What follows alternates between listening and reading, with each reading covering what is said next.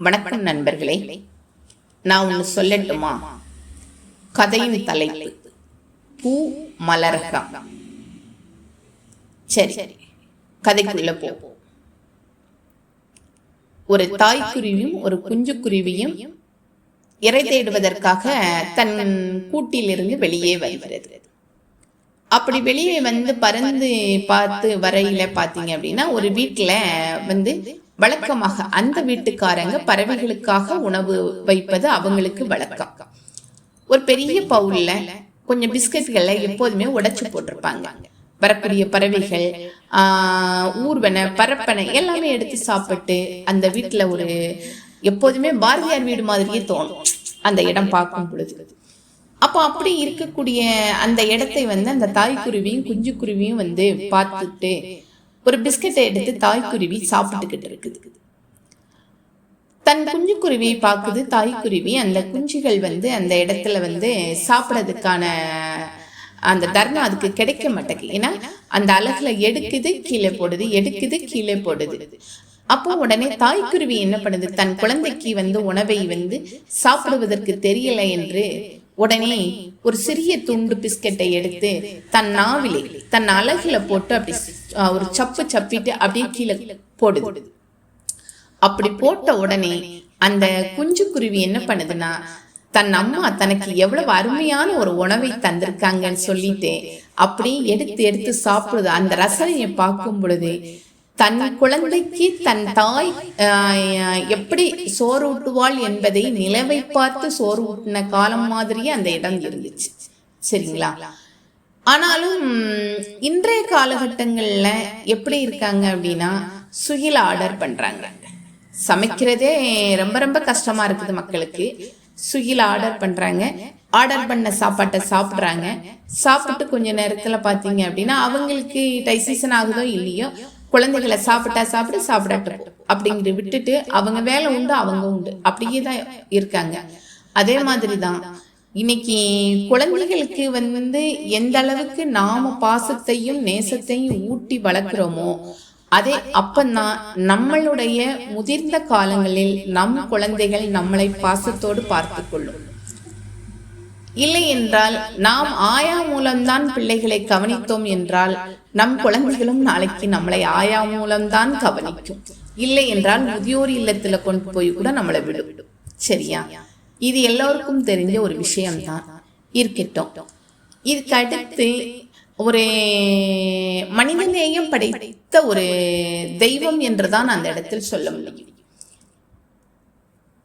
அவர் வந்து விருதுநகர் மாவட்டம். அவருக்கு விருதுநகர் மாவட்டத்துல துரைப்பாண்டியன் என்ற ஒரு மாமனிதர், அவர் வந்து ஒரு பூக்கடை வைத்திருக்கிறார்.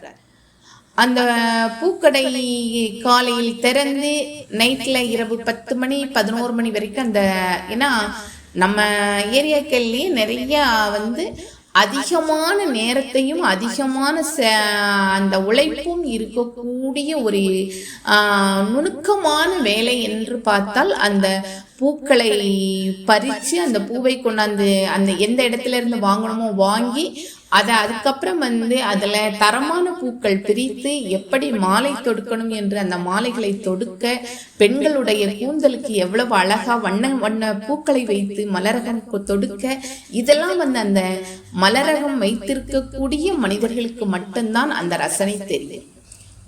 அப்படியாப்பட்ட அந்த ரசிப்பையும் ரசனையவும் தன் இதயத்தில் அப்படியே சுமந்து அந்த இடத்துல கொண்டு வராங்க.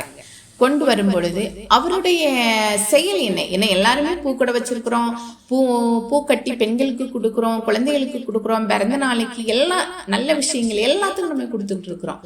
இருந்தாலும் கூட இவர் என்ன அப்படி ஒரு பணி செஞ்சிருக்காரு?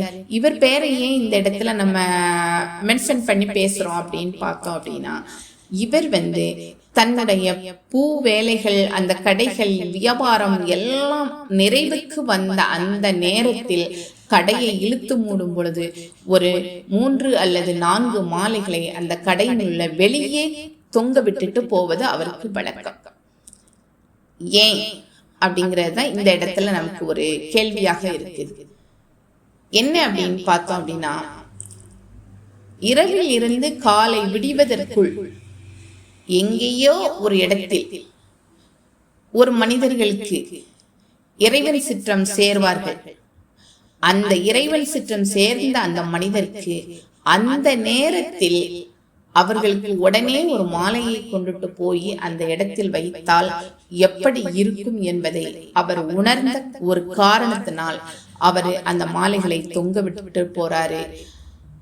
அதே மாதிரி சம்பவங்கள் நடந்தவங்க வீட்டுல இருந்து வந்து பார்த்து அதுல இருந்து ஒரு மாலையோ 2 மாலையோ எடுத்துட்டு போயிருவாங்க. போயிட்டு மறுநாள் காலையில அந்த கடை திறந்த உடனே பாத்தீங்க அப்படின்னா ஓடோடி வருவாங்க.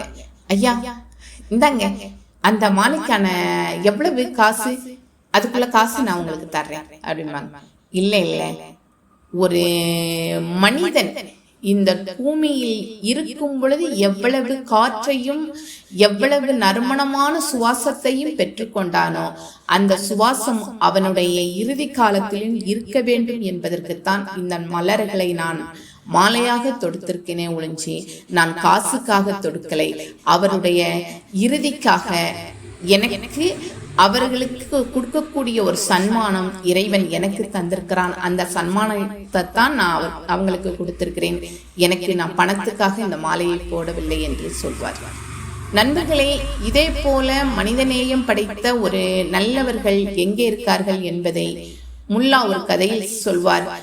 நான் மனிதர்களை தேடுகிறேன் என்று. மனிதர்களை அவர் தேடுறாரோ இல்லையோ, இப்பொழுது நானும் தேடிக்கொண்டிருக்கிறேன். எங்கே அந்த மனிதர்? நன்றி.